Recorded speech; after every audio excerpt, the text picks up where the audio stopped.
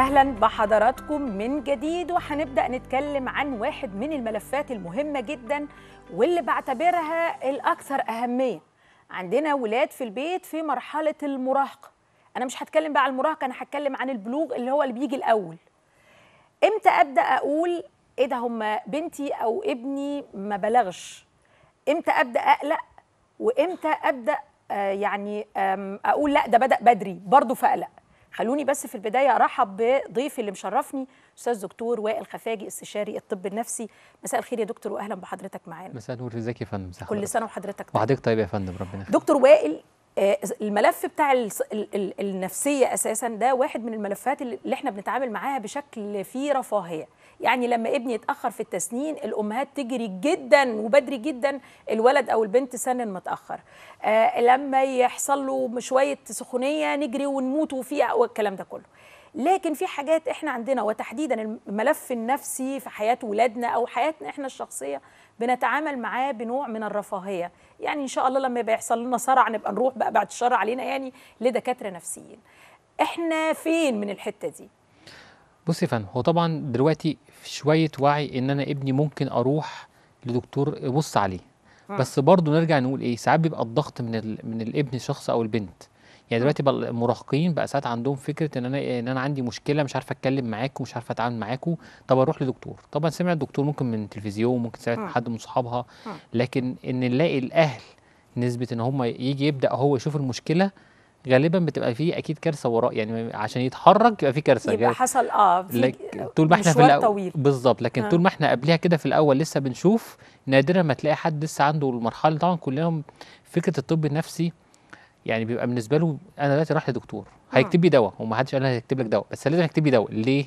ما اعرفش. يقول لك الادويه النفسيه بتعمل ادمان.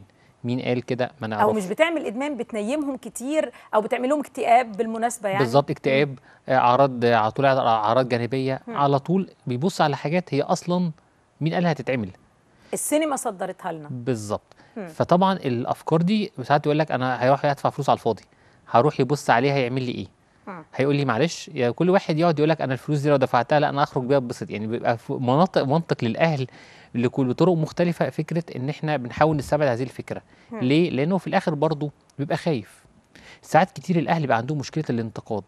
هو خايف لو هو يجي لي فانا انتقده او اقول له ان المشكله عندك، وخصوصا لو عند الاب. الاهل يعني. خصوصا الاب. يعني فكره الاب مثلا هتلاقي اغلب الوقت لو حد خدوا القرار، غالبا اول حد يبدا اول مره هتبقى الام خايفه على ابنها او بنتها، عايزه تيجي تشوف المشكله.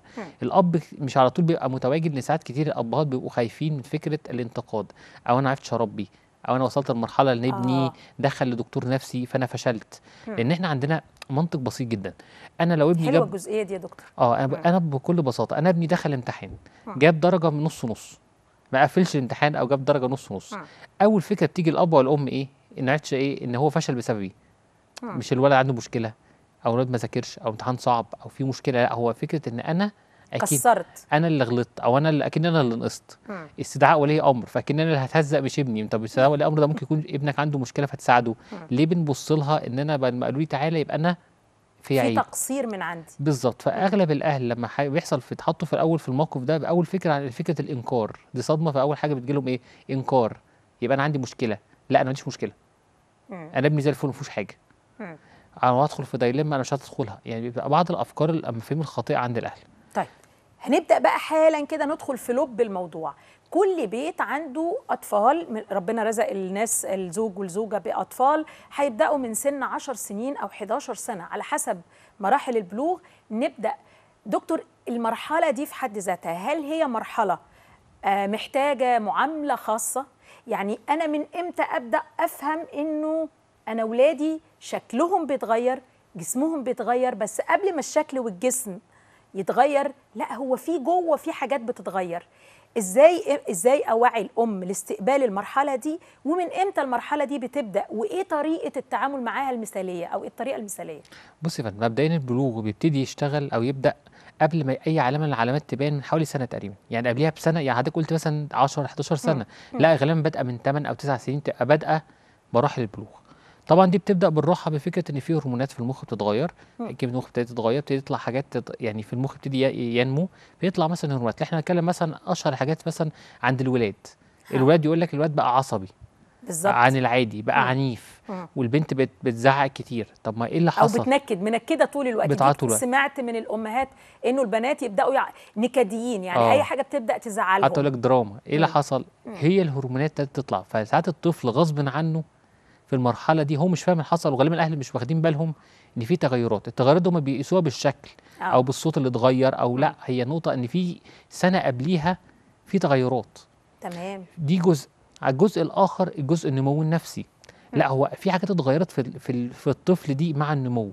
عايز اقول لحضرتك ان نمو المخ بتاع البني ادمين بيقعد مستمر لغايه مثلا 25 سنه كمان، يعني لغايه سن 25 يبتدي الى حد كبير ده يعتبر استقر. عشان كده حد يقول لك لو عايزين ناس تتجوز يستحسن من بعد ال 25. عشان كده نسب الطلاق بتبقى الناس اللي قبل ال 25 بتبقى ازيد، لان لسه برضو الواحد ما نامش نفسيا بالقدر الكافي. تمام. فانا عندي مثلا من بادئين من 8 10 سنين ابتدى المخ يبتدي يحصل حاجات تتغير. ابتدى مثلا الطفل يستوعب ان يبتدي يفهم ما وراء الكلام، يبتدي يفهم النظره. يعني مثلا انت هتقول لك لا ده مش فاهم، لا هو فاهم. ما ينفعش تقول للطفل لا ده عبيط مش فاهم، لا هو فاهم، بس هو كونه شكله انت مستصغره وفاكره مش فاهم، لا هو فاهم كويس قوي. فهي فكره ان لا هو نمو العقل ابتدى يختلف، ابتدى يدرك ما وراء الكلام، يعرف ده هزار مش هزار، يبتدي الضمير بيتكون.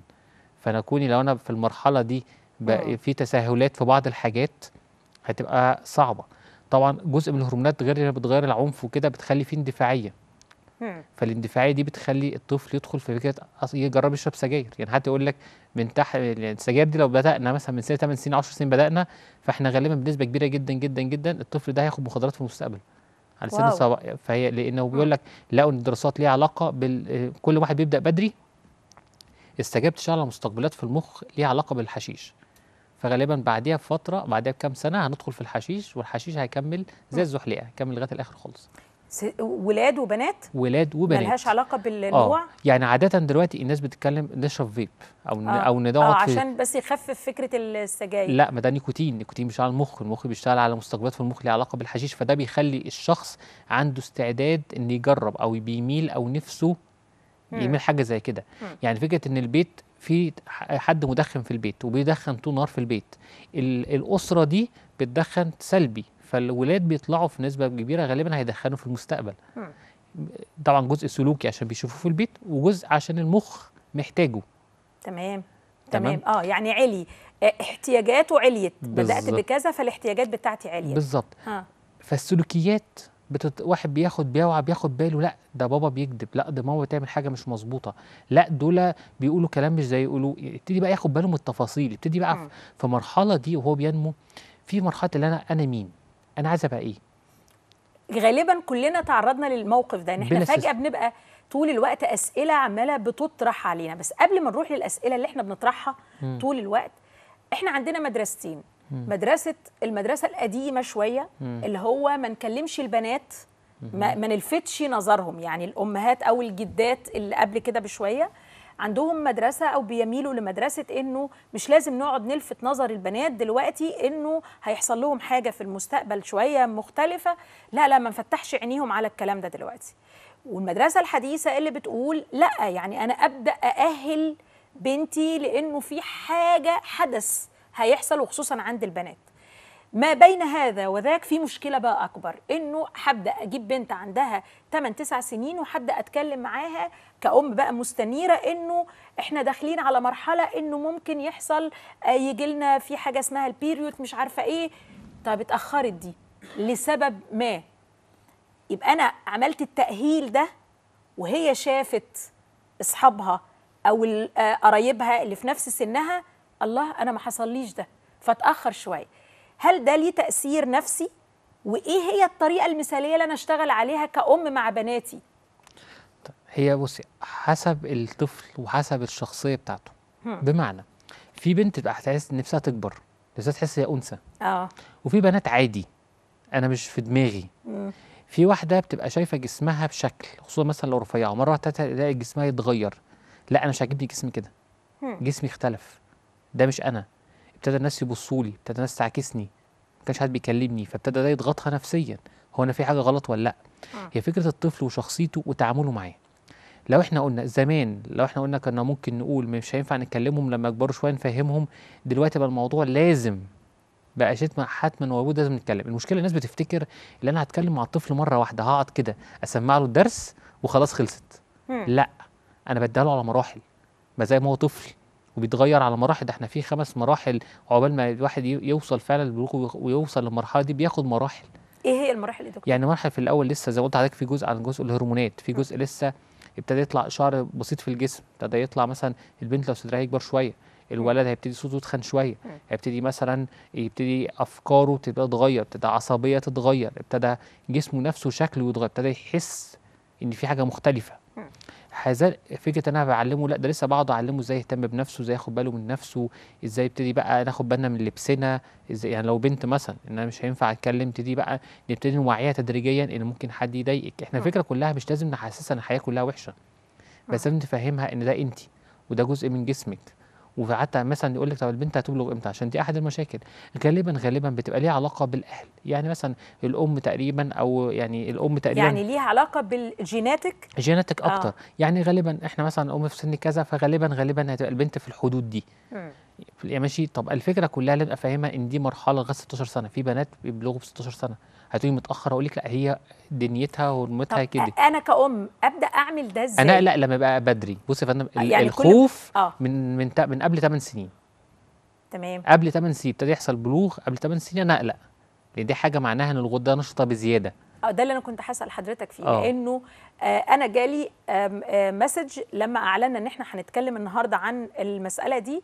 قالت ان هي نفسها وهي في ثالثه ابتدائي بلغت، وبنتها نفس الفكره، بناتها كلهم في نفس السن ده بيحصل لهم بلوغ. هنا ده تقلق؟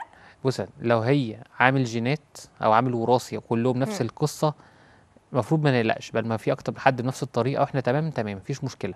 لكن لو حد بقى اللي يعني مش متعودين على كده، وده حد زي ما نقول مختلف، فلازم برضو نروح لدكتور نشوف، لانه ده ممكن يكون تفسيره الطبي ان الغده نشطه زياده. نشطه ليه بقى؟ الله اعلم، ولا قدر الله ممكن تبقى ورم او حاجه، بس في حاجه مش مظبوطه، بس بيطمنوا. نسبه قليله قوي قوي اللي بقى في عندها مشكله، بس برضو قبل 8 سنين نقلق. لكن بعد كده احنا عادي، يعني احنا بعد كده يعني من 8 سنين، مش من 10 سنين كمان، يعني لا، من 8 سنين من 8 عادي سنين جدا. واحنا طالعين 8 سنين يبتدي يحصل التغيرات. تمام. طب هي برضه ليها علاقه بايه؟ بالاهل. خلي بال حضرتك برضه ان في علاقه برضه، لو واحده بنت جسمها ضعيف غير بنت جسمها كويس شويه، نوعيه الاكل على فكره بتفرق. يعني لو انا باكل اكل صحي او اكل متوازن، هتخلي المرحله دي اسهل، صحتي افضل في الوقت المناسب. بالظبط. ففكره ان عوامل كتير، ان ساعتها برضو الافكار بتتغير. ابتدي بس انا ابص ان ابني ابتدى تغيراته تختلف، افكاره بتختلف، فانا ببتدي بقى اخد بالي، لا انا عايز ابقى معاه خطوه بخطوه واشوف يعمل ايه. انا بديله المعلومه على قد مرحلته، على قد الحته اللي هو فيها دي. لو احنا هنتكلم في مساله ان الام عندها قدر كبير من الوعي، او الاب كمان، لانه الاب شريك في المساله دي.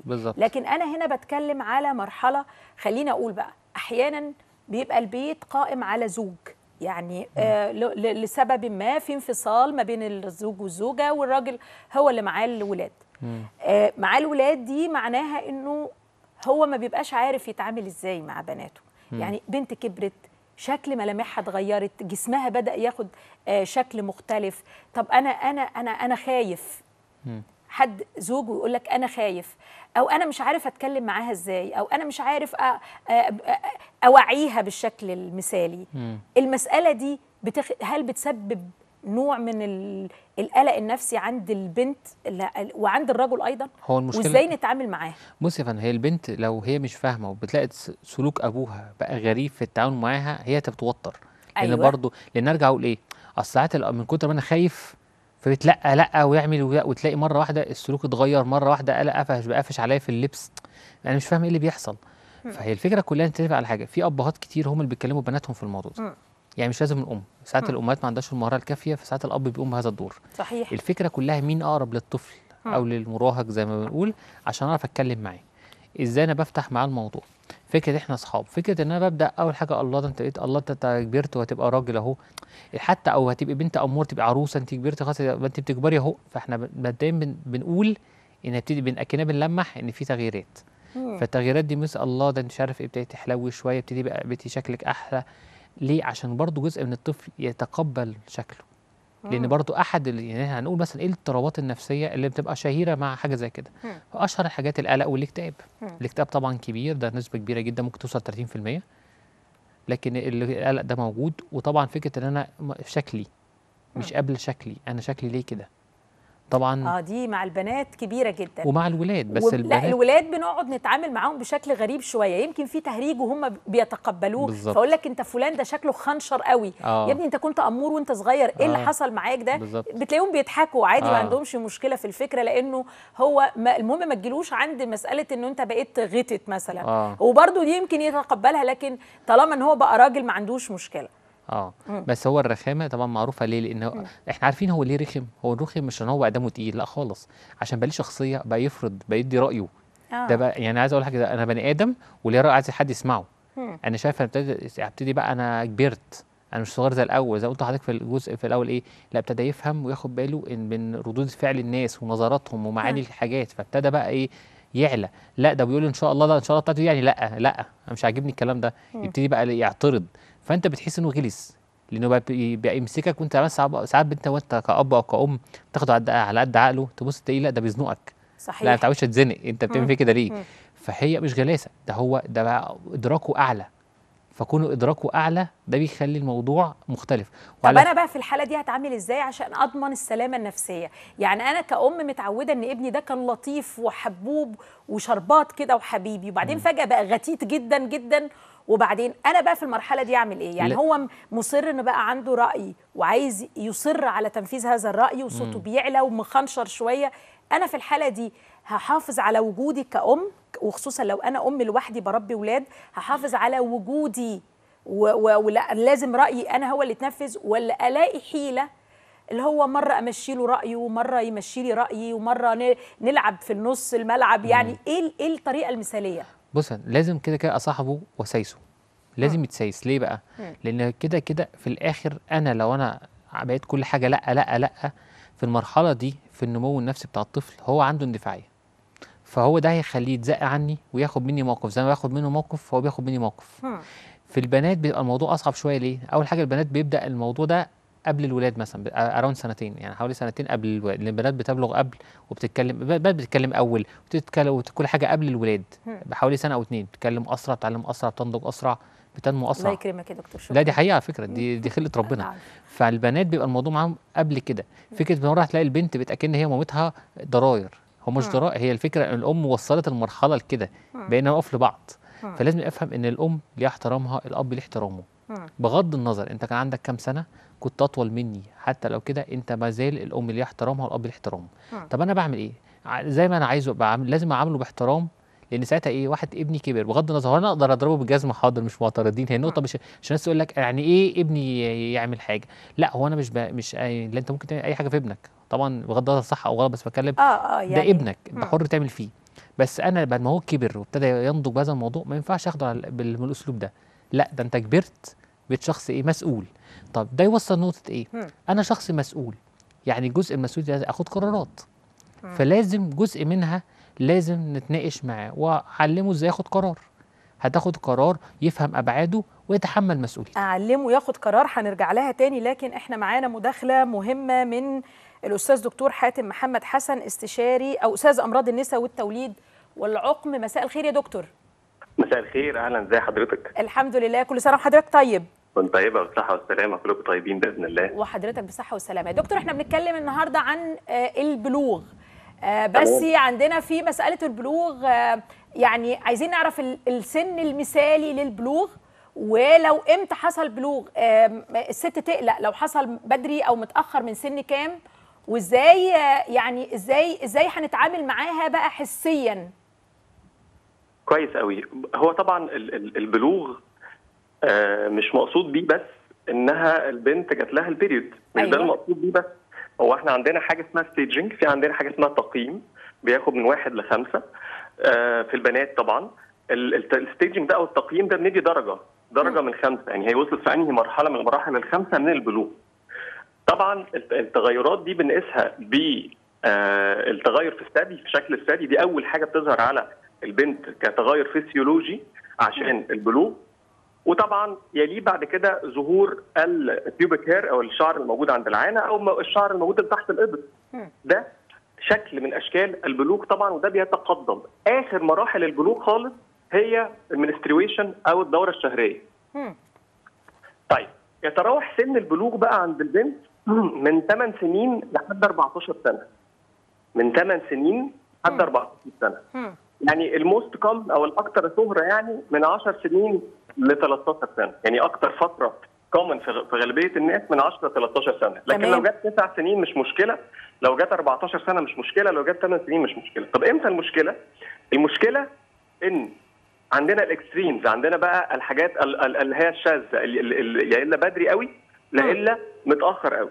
بدري قوي اللي هو البريكوشس بيبرتي، اللي هي البلوغ المبكر، ده بيبقى قبل سن 8 سنين. يعني هذه البنت او البنت دي يبدا يظهر عندها الثدي ويظهر عندها التغيرات الجسديه في الجسم كله، الفات ديستريبيوشن او الدهون، اعاده تقييم الدهون في الجسم قبل سن 8 سنين، دي حاجه. او الديليد بيبرتي اللي هو البلوغ المتاخر، بنفسره او بنقيمه ان هذه البنت بدا ما ظهرش عندها تغيرات في الثدي لحد سن 13 سنه، وما جاتلهاش بيريود او ما جاتلهاش دوره شهريه لحد سن 16 سنه. تمام.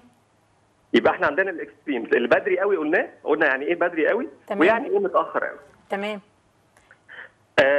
لو بنتكلم في اسباب الكلام دوت، اسباب الكلام ده اسباب كثيره جدا الحقيقه، اسباب كثيره جدا. تبدا من اول حاجه من سوء التغذيه، من لخبطه في الاكل، من زياده الوزن او قله الوزن. يعني لو بتاكل فيه اوفر ويت او اندر ويت في نفس الوقت، لو وزنها زايد او وزنها قليل. احيانا بيبقى الكلام دوت ماشي في العيله كلها، يعني العيله كلها عندها العيله ديلي بيبرتي، يعني موضوع ليه علاقه بالجينات، يعني كروموزومال او وراثيا. طبعا بقى في حاجات بتبقى طفرات جينيه، ودي المهمه جدا. يعني احنا مش بنقول الموضوع سهل ولايت ولطيف، لا لا لا، هو في طبعا اما يبقى في هذه الطفرات، لا الا جات لها بلوغ مبكر قوي او اتاخر قوي، احنا في الحالتين محتاجين نشوف الدكتور بتاعنا او محتاجين نتابع الطبيب عشان نعرف هذا الكلام ري اشورنج، يعني مطمئن، احنا مطمئنين على هذه البنت، مفيش مشكله، يعني الهرمونال بروفايل بتاعها او الخريطه الهرمونيه بتاعتها مظبوطه، مفيش لخبطه.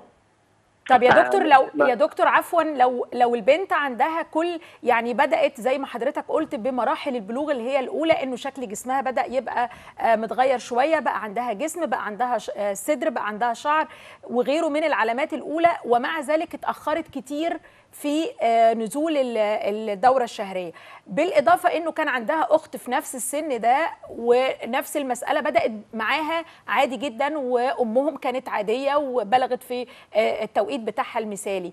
هل ممكن يبقى البنت دي طبيعية جدا لكن متأخرة عادي، ولا لازم يبقى عندها سبب طبي؟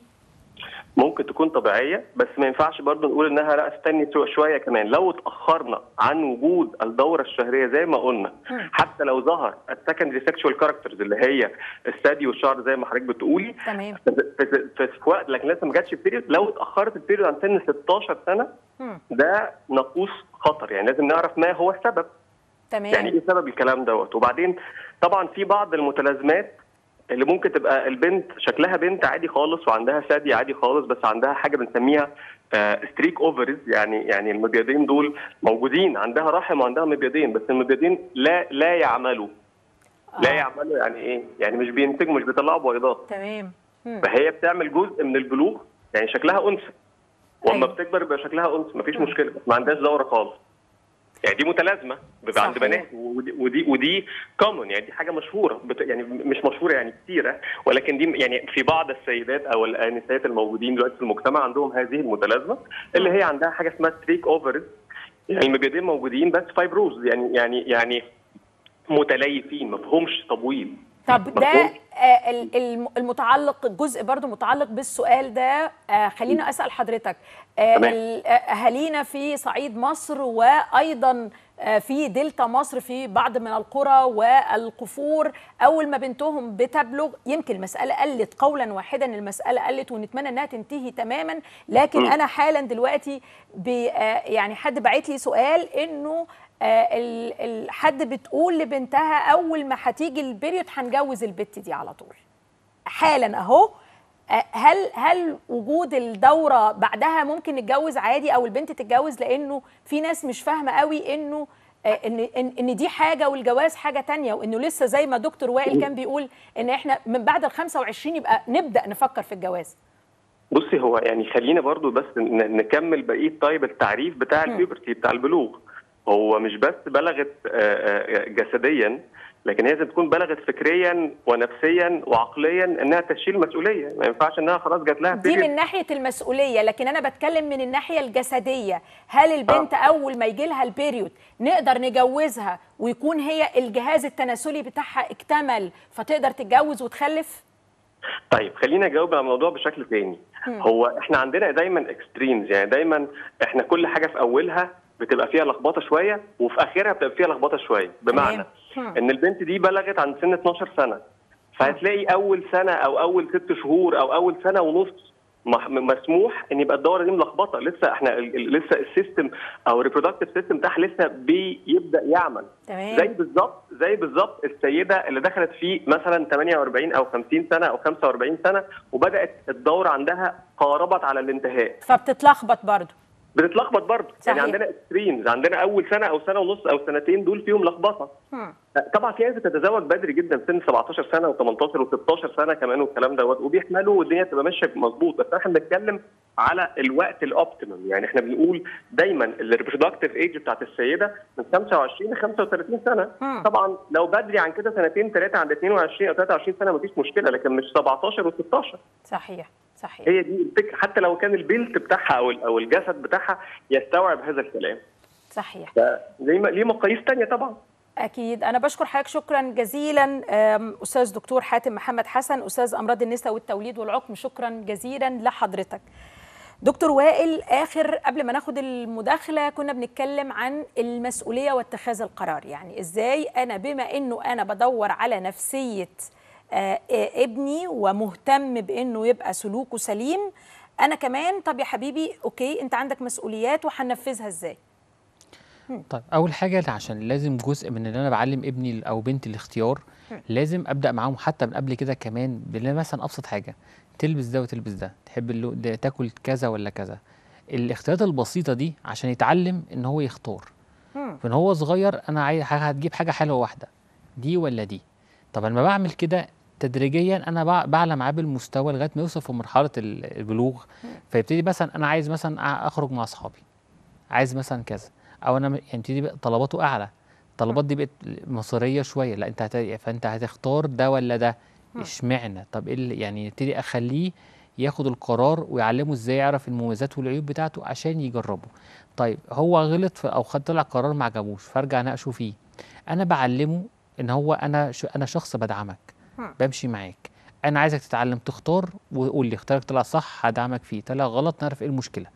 فانا تدريجيا بعلمه ان هو يختار. طب هو بيلاقيني بتكلم معاه وبناقشه وبحترم رايه وبحترم كلامه واخده على قد عقله، مش على قد عقله عشان هو عبيط، لا باخده على قد عقله عشان خاطر، لا انا باخدك على هو انا ما بحسسوش ان انا باخده على قد عقله، هو انا بحسسه انه انا بشاركك المسؤوليه. بالظبط، انا بشاركك كل حاجه وبشاركك افكارك وبتعملها وبتروح وبترجع لي. فتدريجيا هو ابتدي يثق فيك، فابتدي بقى يتكلم معاك. ساعتها لما بيعلى بالمستوى البلوغ من ناحيه اخرى، لا بقدر اسمعني، ما انا بقول بقيت شخص ليا مصداقيه عنده، بقى كلامي يحترم. فلو حس بمشكله او حست البنت بمشكله بترجع تسالني، طب انا حصل كذا، طب ده طبيعي ولا لا؟ طب انا اصحابي حصل او الفروق بقى يبتدي ياخدوا بالهم صحابي وانا فانت تفهموا الصح والغلط. الفكره كلها طب لو انا ما عملتش كده، ابسط حاجه دلوقتي الاطفال اقل من 10 سنين هيمسك الموبايل يعمل سيرش، هيعرف كل حاجه وهيتكلم مع اصحابه او هتتكلم مع المشكله ان هيعرف حاجات غالبا بنسبه كبيره تبقى غلط او بطريقه مش هيعرف يفهمها صح. طب انا لو عملت ده في البيت، ده معناه مع اولادي ده معناه ان هم هيعافيهم؟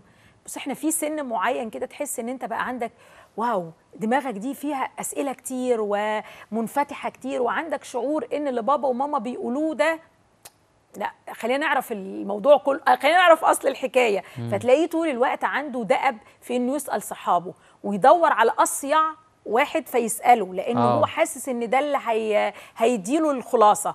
والبنت نفس الفكره، لما تكون عايزه تعرف مواضيع من اللي هي يعني، فهتروح للبنت برضو اللي عندها نوع من الانفتاح، او خلينا نقول بالبلدي كده انها بتدور على العنصر الاصيع في الشله، فنبدا نسالها ونبدا نبقى قاعدين كده واحنا عمالين فرحانين قوي ان هي بيقولوا لنا المعلومات. هل معلوماتي انا كأم كفيله ان هي تسد الفجوه دي ومش هنلجأ لده؟ بص يا فندم، هي كده كده في مرحله لازم هتسال، او لو ما سالتش هيتقال قدامها. بس كوني موجود كمرجع، كاهل واللي مرجع في حياه ولادي، هيفرق معايا كتير. على الاقل هيجي يسالني طب انا سمعت كذا، طب هو ده طبيعي ولا لا؟ يعني ممكن تلاقيه كده رمى لك كلمه في النص كده في وسط وانتوا قاعدين عشان هو مكسوف يسالك. فانت لازم تجاوبه وتهتم بسؤاله وتركز معاه. مش لازم يعني اكيد مش هنفضحه في القعده، بس اتليست انا لقطت اللي انت قلت حاجه، لا انا ركزت في السؤال اللي انت سالته فجاوبته على قده. لان في الاخر لازم يبقى في مرجعيه، في الاخر حاجه فاصله. لازم في اي شله او اي صحاب لازم يبقى في حد مختلف، او زي ما بنقول لحضرتك منفتح عن بقيه صحابه او صاحباتها. وده على فكره برضو بيعمل نوع ما اتزان للطفل. ما ينفعش كل ولادنا مقفولين او كلهم مفتوحين، لازم يبقى في حاجه من ده على ده. ازاي بقى اسمع من صحابنا؟ يعني تلاقي في حد دايما عاقل كده، يعني دايما في الشله هتلاقي في حد متزن وعاقل، وفي حد اللي هو اكتف جدا في افكاره وفي تحركاته. ده طبعا عند الولاد وده عند البنات. انا بقى في شخص دايما تقول لك ده متأني، هو بيسمع اكتر. بيسمع اكتر برغم ان هو بيبقى قاعد وبيسأل نفس الشخص المنفتح الاكثر جرأة، لكن هو بياخد المعلومة بس. هل ده علشان هو عنده مرجعية في البيت فعنده حالة من الثبات الانفعالي، ولا علشان هو خجول فبيداري هذا الخجل انه لا وذكاء ايضا فبسمع وخلاص؟ حسب شخصيته ده جزء، ولو عنده مرجعية ده جزء. الفكرة كلها امتى احس ان المرجعية فيها مشكلة؟ لما الاقي الاثنين بيقولوا حاجتين عكس بعض. تمام. ساعتها الطفل بقى ساعتها يجي يقف، لا انا عايز اعرف. لان ساعتها ده بقى صار فضولي، ازاي بابا يقول لي كذا مثلا او ماما قالت كذا وهم قالوا العكس. فساعتها بقى يبتدي بقى انا عندي لازم اشوف بقى ايه ده. لكن لو في مشترك فلطيف، حضرتك قلت بطريقتي وماما قالت بطريقته وبابا قال بطريقته، بس في مشترك يعني بالزبط. اصل الموضوع فيه ايجاب. طب بص يا دكتور، في ازمه كبيره جدا انه يبقى الزوج الاب الام منفصل عنه وهو عايش مع بنات، وفي نفس الازمه انه الاب مش موجود والام معاها ذكور. الفكره دي في المرحله دي ازاي هيبقى؟ هل من الصح او المثالي انه الاب يبقى قريب قوي من بناته؟ ما هم بعد فتره معينه، يعني هم بنرجع تاني كبنات او كستات، لما بنكبر بيرجع بابا هو بابا تاني، لانه هو بيبقى كبر قوي واحنا لسه صغيرين، فبالتالي احنا بنعامله بمنطق الابوه. لكن في مراحل المراهقه بابا بيبقى لسه برضه صغير واحنا بنبقى بدأنا نكبر، فبنبقى مكسوفين شويه وبنتكسف نقعد نبوسه ونحضنه زي ما كنا بنعمل زمان والكلام ده. ده بيرجع بعدين، بس بعد بقى ما نكبر ونخلف تاني. ايه الطريقه؟ هل هفضل انا بحضن بناتي ومهتم بيهم وبطبطب عليهم وبشوفهم زي ما هم لما كانوا صغيرين؟ والام نفس الفكره. هل الام تدخل ازاي هعرف ان ابني بلغ؟ هراقبه ولا مش هراقبه؟ هتكلم معاه ولا مش هتكلم معاه؟ ما انا كمان حساس جدا المساله، لانه الاب المفروض هو ده اللي هيقوم بالدور ده. فلعدم وجود الاب لاي سبب من الاسباب، وانا ابني مثلا الكبير ما عندوش اخ تاني يبقى هو اللي مهتم بيه، ازاي المساله دي هنتقضى وتبقى الطرق المثاليه ليه انه انا اتجاوب معاه ازاي او يتجاوب معاه ازاي؟ بص، بالنسبه لو الام مثلا، الفكره الام هتاخد بالها، هيبان الولاد مثلا باقي شعر ابتدى يطلع له شنب مثلا، هي ابتدت تاخد بالها ان في تغيرات. فكره ان انا بكلمه بالراحه وبصاحبهم، بصاحب ولادي وبحضنهم وبعملهم، ده طبعا حاجه عاديه واساسيه. هم ولادي كبروا وصغروا، هم ولادي للاتنين، للبنات وللولاد، او من الاب او من الام. بالظبط. ساعات بيبقى مثلا البنت مش عايزه تقول لباباها، تقول لمامتها، ما تقولش لباباها ليه؟ لان ماما هتفهم، بابا مش هيفهم. مين قال بابا مش هيفهم؟ هو مين اللي صدر الفكره؟ اكيد الاب عمل حاجه ما خلتوش يفهم. يعني ابسط حاجه، هنتكلم عن حاجه بعيده عن البلوغ عشان توصل الفكره. انا بنت حصل مشاكل مع صاحبتي في المدرسه وحصل حوار، هحكي لماما، اتعودت بحكي لماما. بابا لو حكيت يقول لك ايه القرف ده؟ فعرفت ان بابا ما بيهتمش بتفاصيل الصغيره. رغم ان موضوع خناقتي مع البنت ممكن تبقى خناقه كبيره وتنعكس على نفسيتي وشخصيتي، ممكن تغير حاجات في شخصيتي في المستقبل. احنا كأب مثلا لو خدش باله او طنش الموضوع، لا الموضوع ده فارق. فده بقى بابا ما بيهتمش بحواراتي مع اصحابي. مثلا او الام للدرجه دي يا دكتور موضوع بسيط ممكن يعمل خلل نفسي او يعمل ازمه نفسيه ثم يتحول هذه الازمه لخلل نفسي بالظبط. ان بابا ما كانش بيسمعني مثلا وانا صغيره. يا فندم بيقعدوا مثلا لغايه 30 سنه و40 سنه، تجي لك الست عندها 30 سنه 40 سنه تقول لك انا عمري ما اعرف اتكلم مع ابويا. طب قولي له كذا، ما اعرفش اقول له. طب انت متضايقه كذا، اقول له ازاي؟ يعني احنا بنتكلم انت ماده، انت مخلفه عندك عيال مش عارفه تقولي لباباك انت عايزه كذا، لا ما اعرفش. في اسر كتير علاقه مثلا الاب بوالده عن طريق امه او البنت عن طريق باباه، عارفه تلاقي اللفه. طب ليه ما نقولش الطريق على طول زي الناس بتقول عادي؟ لا، ما بيبقاش يعرف، عايز يطلب حاجه ما يعرفش يطلب، لان بابا اول ما اقول له يقول لي لا، او ماما هتقول لي هتزعق. فيبتدي الطفل يعني ياخد موقف من هو صغير ان انا ايه، لو حكيت هيزعقوا لي، مش هيفهموا، هيقولوا لي مش عارف اي حاجه مش هفهمها، فاخد موقف. فابتدي بعد كده مش عارف. لكن لو انا لازم افهم ان كل مرحله بقرب ليه اكتر، كل ما هو يكبر المفروض اصاحبه اكتر مش ابعد اكتر. عشان الوقت بيخلص سريعا. عندي مسألة مهمة، يمكن آخر سؤال في الملف بتاع النهاردة. الأم، أنت بلغتي، خلي بالك من نفسك، ما تعمليش كذا، ما تعمليش 1 و2 و3 و15 و50، فاللي هو هس قد يتحول لهس.